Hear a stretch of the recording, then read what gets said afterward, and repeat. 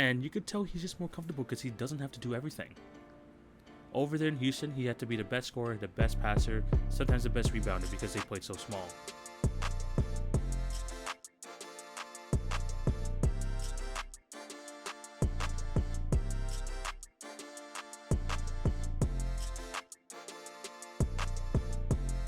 Hello and welcome to the Monday, April 5th edition of the TV on Basketball podcast with your host, TV. Hope you're all having a fantastic day and thank you for clicking on to watch or listen to today's episode. Before we start, I have to plug my other platforms. Remember to follow at TV on Basketball on Twitter, Facebook, and Instagram for updates on the podcast and for other great content. If you're on YouTube, remember to like, share, and subscribe. Hit the notification bell so you won't miss an episode. And also, for my podcast listeners, especially on Apple, leave a review, subscribe, that is highly appreciated.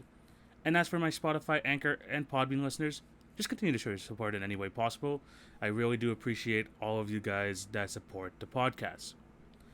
I have an awesome episode lineup for you today. The majority of the episode is going to be talking about the deep MVP candidates for this season. I swear you can make a case for like over 5 guys, which hasn't really been the case over the last few years, but that's going to be really good to talk about. And we're going to obviously end things off with the TV's power rankings, and we're also going to touch on other news and notes. So yeah, really fun episode for you guys. Again, thank you guys for all your support. My school year is almost done, at least like the hard part. So I'm going to be able to focus on the podcast more over, maybe in about a week or two. So hopefully like the content will definitely be better and maybe some more besides these 2 episodes per week. But we'll get to there when we get to there. We'll let us start on today's episode.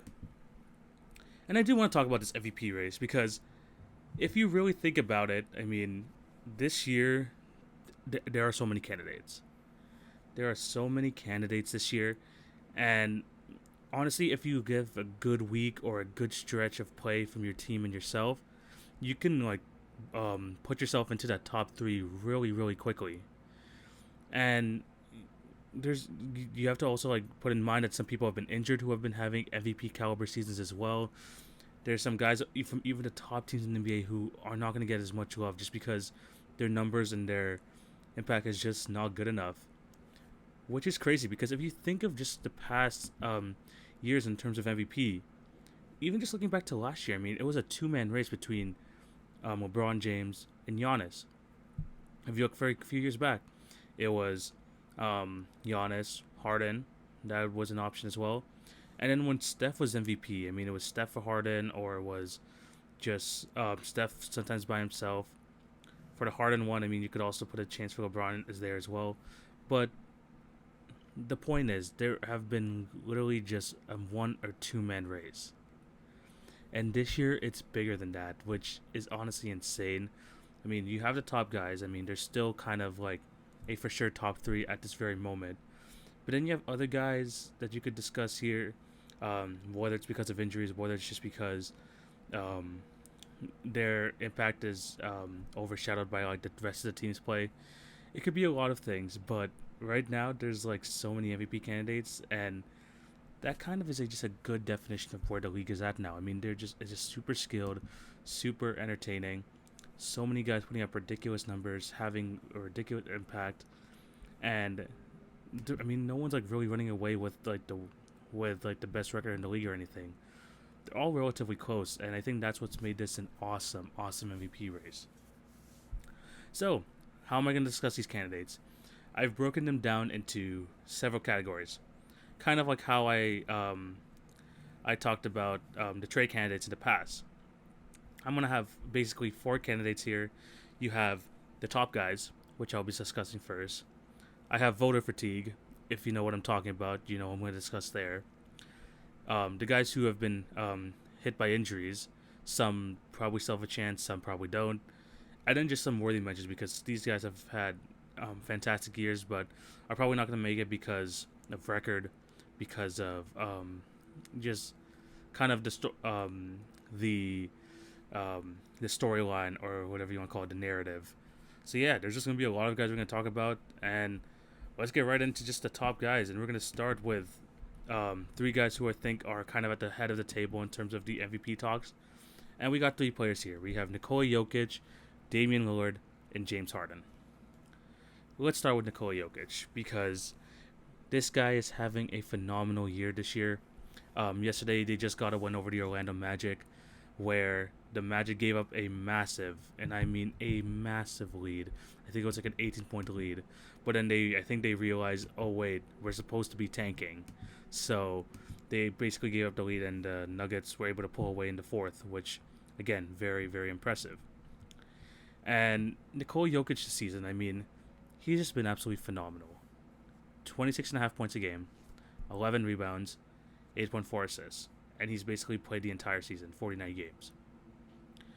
What he's doing on the basketball court right now is that he controls so much of what this team does, and there'll be some days, like yesterday, where his scoring output doesn't seem like a lot. I mean, yesterday he only scored 17 points on 11 shots, and you're like, man, how can you be an MVP candidate when you're not even like that assertive? Well, this guy is doing it on all facets of the court.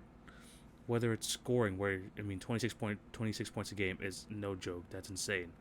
He's on the offensive glass. He's one of the best rebounders in the league, and his passing has been just top tier. 8.6 assists per game. And yesterday, like I said, against the Orlando Magic, he had 16 assists in that game. And he's not even averaging that many turnovers. It's kind of like, I think, like 2 or 3 turnovers a game. So he is one of the best passing players in the league right now. I can confidently say he's top 3. And he's doing this, and the Nuggets are playing so well. He has the highlights. He has, kind of like that unique factor about him. Because if you look at like past MVPs, I mean, Giannis over the last few years has just been dominant. He kind of like separated himself from others in that aspect. Russell Westbrook had the triple double. This guy is basically almost averaging a triple double at the center position, and I don't think anywhere in like NBA history can you find a player where a center is basically their point guard, who is their leading assist man, who's their best rebounder, and who's their best scorer. And I'm talking about the center position. I mean, this is just extremely impressive what Nikola Jokic is doing this year. And the only thing that's really stopping him from getting, the MVP award is basically going to be his record. Because right now, the Denver Nuggets sit in 4th place right now, 30-18. I think for him to really have a chance at that MVP award, he's going to have to be top 3. They're only a game and a half behind the LA Clippers, but they're going to need to be like firmly into that top 3. Hopefully they can go higher. And that's the only thing that's going to be holding him back in terms of getting this MVP award. Because he has the stats to back it up. But will the record be follow that up? Will it be emblematic of his play on the court? That's what we're going to have to wait and see about that. Because the Joker, man, he has been absolutely insane. I think he's been probably the most consistent guy in terms of being a part of these MVP conversation. And yeah, I really do think he has a big shot at it. Whether you believe he's the favorite or not, we're going to have to wait and see. But he is definitely one of the top candidates. The next 2 guys I'm going to be talking about is Lillard and Harden. Both guys who have dedicated segments to the show on in terms of their MVP style of play. But I will discuss them pretty quickly here. Damian Lillard, man.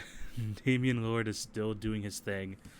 And his case for MVP is basically that both of his arguable second and third best player in CJ McCollum and Yusuf Nurkic both went down with pretty significant injuries, having to miss over a month.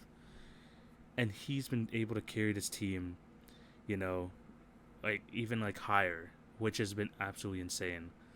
29.6 points per game, 4.3 rebounds, 7.7 assists, 45% from the field, almost 40% from 3, 94% from the free throw line.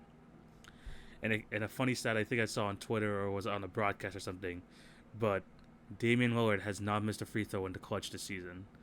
And how they determine clutch numbers is a game that's within 5 points in the last 5 minutes. And Damian Lillard has not missed a free throw. You could tell that Dame time is for real. That he is just not the sole reason, but a big reason as to why the Blazers are still competitive. You can give him the ball anytime in the fourth quarter, and you'll know he'll make the right decision, whether it's shooting the ball or passing the ball. And all teams are terrified because of that. He has that fear factor at the end of games, which he's developed the respect for over the last few years, both in the regular season and the playoffs. And in this year, I think it's probably his best year of his career. Although he's not, having as many points as he did last year, he has a better record, um, um, and he's just doing better in terms of like as a team player.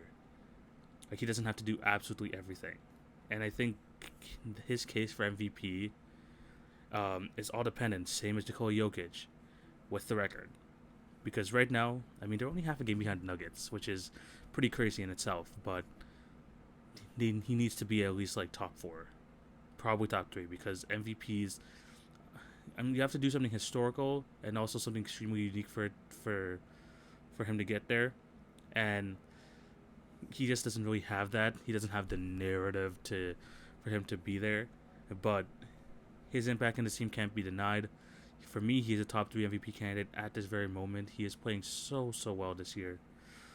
We're just gonna have to see if the team can elevate them to a top 4 or 5 or 3 seed in order for him to get that MVP nod. Because I thought there was a possibility. It was definitely a possibility before the season. I had the Nuggets, I believe, in the top 4 this year in the West, and that's a real possibility. That is definitely a real possibility. And Damian Lillard is a massive factor at that. So, yeah, he has a pretty damn good MVP case, especially only missing a couple games. I mean, he's played 47 games, which is just one less than Jokic. Now let's talk about James Harden. Because in terms of the best player in basketball this season, I don't think you can really argue anyone but James Harden in this position. Yes, Jokic has had the numbers. Yes, he has he has his team in a very good position. But James Harden, man, his team is number 2 in the East right now. Basically number 1 because they have this exact same record as the Philadelphia 76ers. But ever since he's come to Brooklyn, he's been insane. I mean, just taking away what he did with Houston this year, with Brooklyn, 26 points per game, 11.2 assists, 9 rebounds. And you just got to look at the circumstances that he's been dealt with. I mean, yes, healthy, the Brooklyn Nets are a super team. Yes, they're the best team in basketball, talent-wise. But James Harden is playing a majority of these games with Kyrie Irving in and out the lineup. Kevin Durant, who's missed basically over a month due to that strained knee, sprained calf, whatever it is. And he just has guys in and out of the rotation, and he's just making the best of them. I mean, he's just making everyone better. He is embracing that true point guard role that he's kind of transitioned to. I mean, obviously that quote from earlier in the season, him and Kyrie kind of agreed to that. And you could tell he's just more comfortable because he doesn't have to do everything. Over there in Houston, he had to be the best scorer, the best passer, sometimes the best rebounder because they played so small. Here in Houston and here in Brooklyn, he can focus on his strengths and he could just continue to play his game. And you could tell in his shooting percentages, which have elevated. I mean, his free throw percentage has kind of been down in terms of last year, not by much. But he's still efficient, and he doesn't have to play, every single game for them to do well. I mean, he doesn't have to play absolutely fantastic. But he has been this season, and he deserves so much love for in terms of the MVP race because he has just been that good. But the issue with James Harden, and I think people vote. I don't know how much people are going to take into this when voting, but that early time in Houston, that ugly time where he was forcing his way out, the way he went out was kind of rough. But will that hinder him in any way possible? Because he has been playing at an elite level. He's basically been the best player in basketball this year, in my opinion. LeBron James, I mean, he's up there. But, I mean, Joel Embiid is up there for sure. But Harden, man, the way he affects the game on all levels of offense, He is your go-to guy at the end of the game. He like the way he's elevating people, like people like Nicholas Claxton, who didn't even have a role on this team before that. I mean, someone who just came off a massive injury, and he's been probably one of the most versatile defenders on the team. And on offense, James Harden is feeding him on those rim runs, just like he did in Houston, with Capella. And he just continues to play so well. And I just and what was really helping him here is that he is like one of the top seeds in the league, number 2 in the East as of right now, but he has a good chance of getting to number 1. He's been playing absolutely fantastic. He's played 41 games, so he hasn't missed too much. I mean, he missed 9 games this year, most of them with Houston, to be honest. But he has a good chance, and I think people really need to start giving him the respect that he deserves for his play this season, because he's been unbelievable. Let's go into the other candidates. Hopefully these ones won't take too long. But in terms of voter fatigue, we're going on to the next category. Obviously, we're going to be talking about Giannis Antetokounmpo in this because he is having another phenomenal season. He truly is. 28.8 points per game, 11.4 rebounds, 6.2 assists per game, basically 57% from the field, 30% from 3, which he's slowly but surely getting better.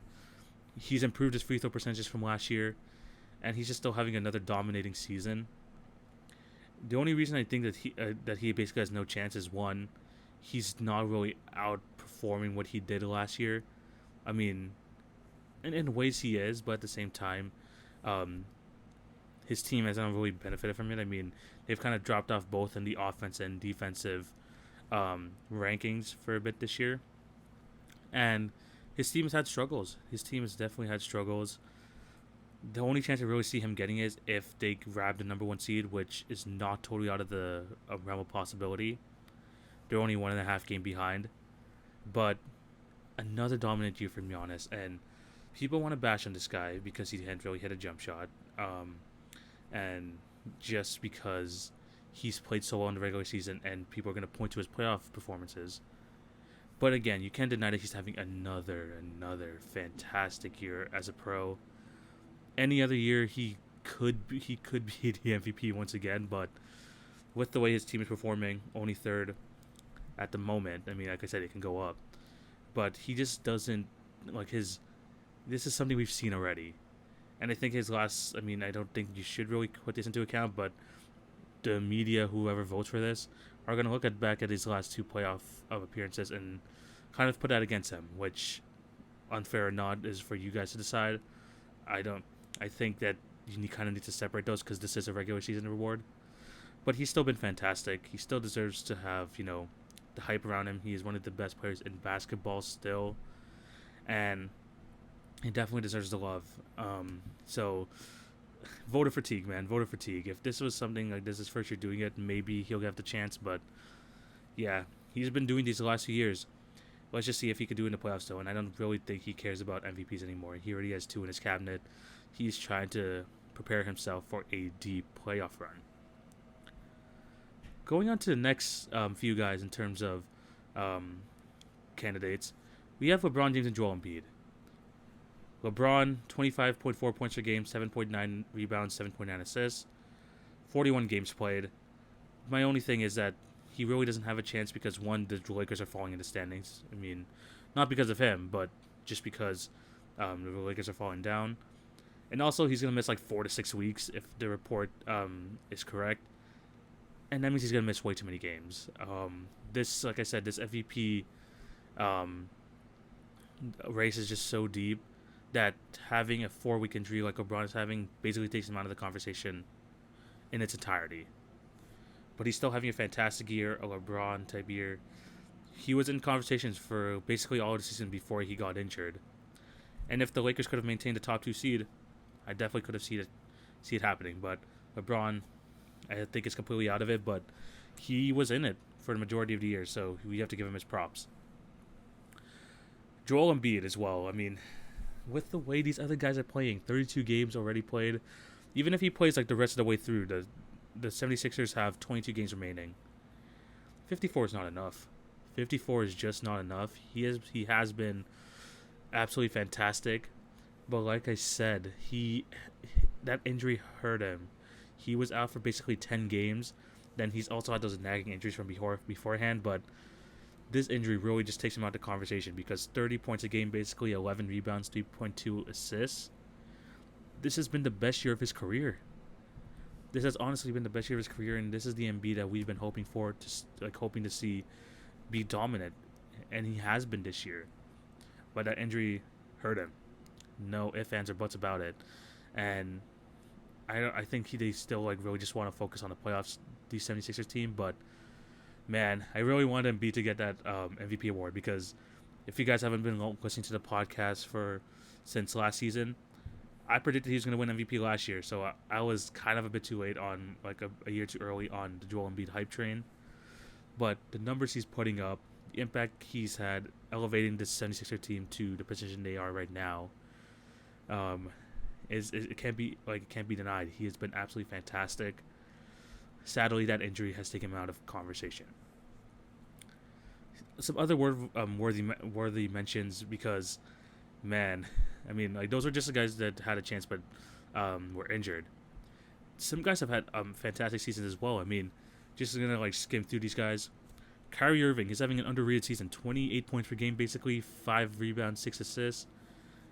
That could be an MVP in so many years, but it's just this race is too is just too wide. He's only played 34 games because of injury, and sometimes he takes time off and stuff like that. But he's having a fantastic season, and the Nets are one of the best teams in basketball. KD, who was also in conversations throughout the season, at least not throughout the season, but at least for the first month or so, because he came back from injury, averaged basically 29, 7, and 5 on ridiculous, I mean ridiculous percentages. 50, he's been just so good. 50, 40, 87 basically on the season, but only playing 19 games already just takes him out of conversation. And I don't think he minds. I don't think the Brooklyn Nets mind. They just need him healthy for the playoffs. So an MVP doesn't matter, but he has been playing fantastic when healthy this year. And then if you even think of the MVP race, I mean, usually a good case for someone is being the best player on the best team. And the fact that neither Donovan Mitchell or Rudy Gobert are even in the conversation is shows that this race is absolutely crazy. Donovan Mitchell in 46 games this year, basically 26, 4, 4.5, and 5.5 on the season. I mean, he's been absolutely fantastic. He's improved his 3-point shooting, which has been great at 40%. Still around the same field goal percentage. He's definitely getting better in terms of assisting the basketball. He's improving his game, but he is possibly top 10 in MVP. But that's about it because there's just been so many guys that have been better. And also Rudy Gobert. I mean, we don't show this guy enough love. He probably gonna win Defensive Player of the Year, but he's arguably the most valuable player on that Utah Jazz team as well. We haven't even been talking about the teams the team that's below them, who is the second best team in basketball, and the Phoenix Suns. Devin Booker this year, 26 points a game, 4 rebounds, 4.5 assists, and 44 games. He has been and he's been hitting good shots in the clutch. He's basically just improved, kind of as a basketball player from last year. He's been absolutely fantastic, and they're number 2 in the West, and he's not getting any love whatsoever. I don't even think he's top 10. But his teammate Chris Paul, once again, probably the most valuable player on that team. His stats just don't show how valuable he actually is. 16 points a game, 4.7 rebounds, 8.7 assists.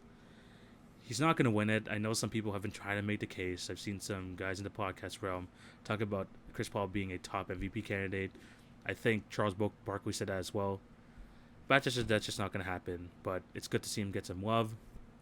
And then these last two guys, Steph Curry, 29 points a game, 5.5 rebounds, 6.1 assists, playing 41 games. He's having just as good of a season as he is in his MVP seasons. The only reason he's not even close to winning MVP is because the Warriors are 10th. They have just not had a great season, and a lot of that and a lot of those losses come when Steph is not even playing, which is unfortunate, but that's just how the cookie crumbles. Steph, man, I mean, he's still been absolutely fantastic. there were some talks early in the season if the Warriors could grab like a top 4 seed, especially with the way they're constructed, but he has no chance. But he's having a fantastic season. And then Kawhi Leonard. I mean, no one talks about him nearly enough. 26 points a game, 6 rebounds, 5 assists, 41 games. This guy's been absolutely fantastic. I think one of the reasons why like he's not even in conversations is that he's kind of struggled in the clutch a bit. I mean, there are some times where the Clippers had sizable leads and had chances to win at the end of games, and Kawhi hasn't really been doing that like he did in Toronto. But he's still having a fantastic season. I mean, there's just no buzz around the Clippers at all either, so these stats are basically going unnoticed. But he's still a top 5 player in basketball, in my opinion. So, yeah, I went through a lot of players there. Let me know down below what you guys think of the MVP race. Maybe you have some different people at the top. If I missed on anyone who's having another fantastic season, let me know down below. Before we get into to power rankings, let's go into these other news and notes from the NBA world. Jrue Holiday over the weekend signed a 4-year extension, $160 million.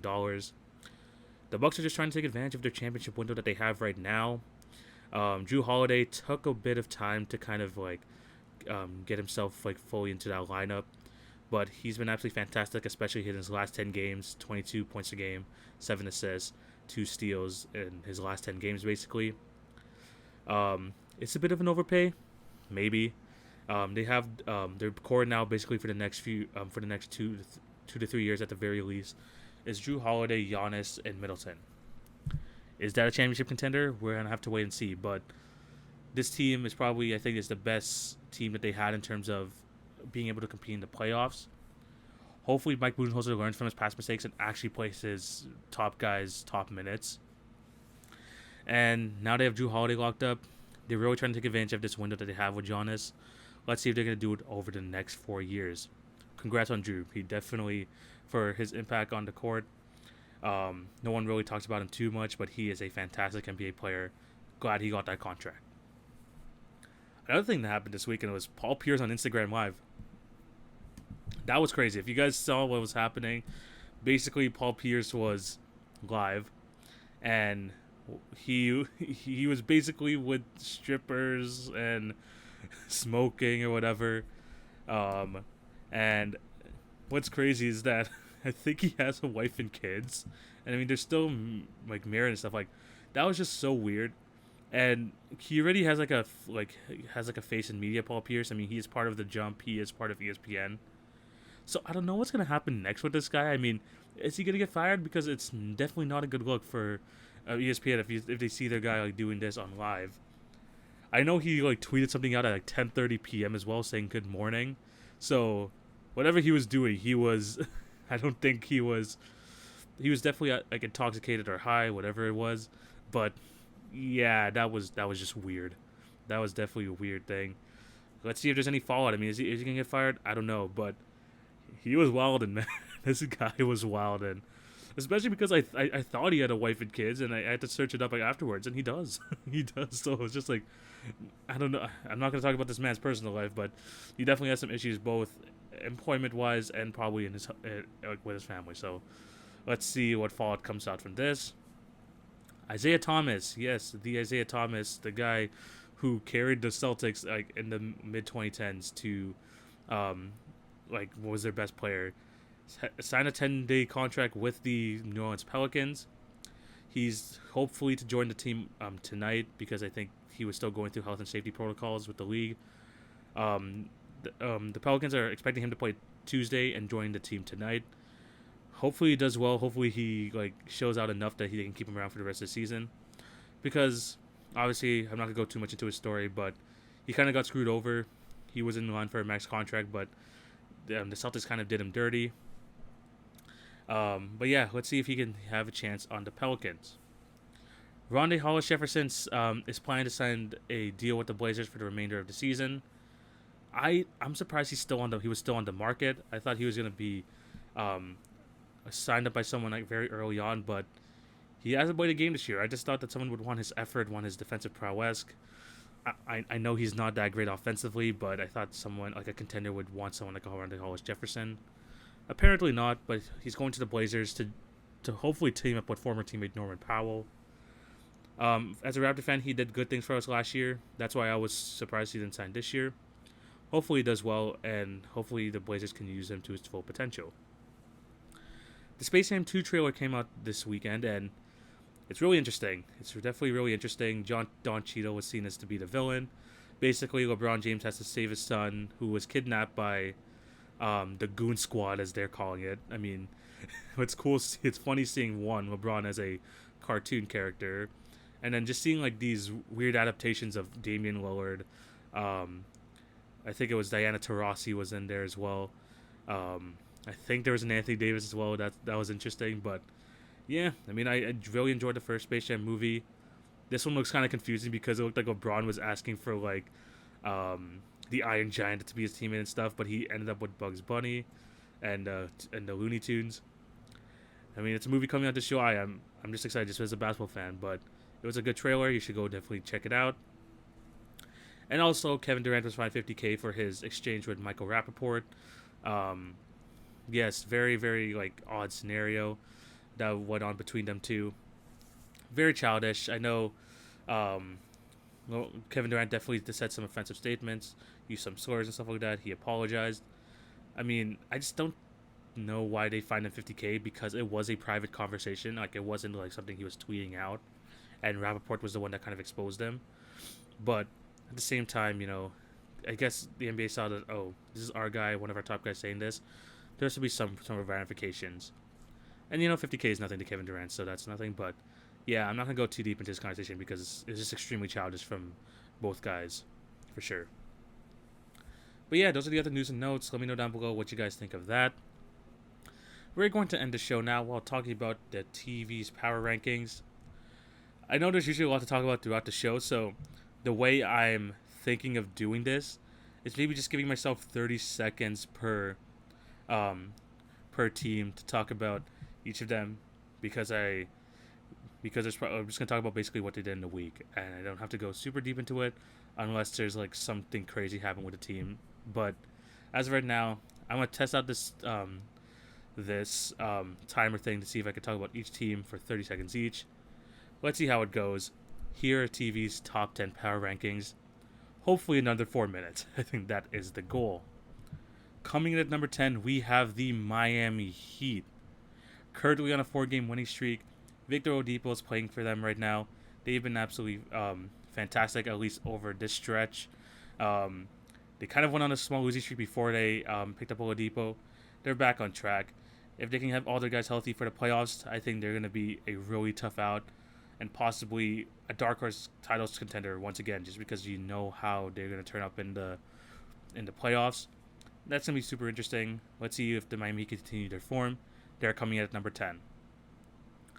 Coming in at number 9, we have Luka Doncic and the Dallas Mavericks. After a slow start, they're finally getting things going. 27-21 at the moment. They've been very good this week. Another team on a 4-game winning streak. Doncic is playing at an MVP level, but that slow start is kind of hurting his chances. I didn't even talk about him there. KP is definitely getting back into form as well. If them two are healthy, them two playing at a high level, they could definitely make some be a scary team in the playoffs. So coming in at number 9, the Dallas Mavericks. Coming in at number 8, we have the Los Angeles Clippers. The reason why they dropped this week is because of their kind of inconsistent play. Like I mentioned earlier, there have been issues with Kawhi and him trying to get things done in the clutch.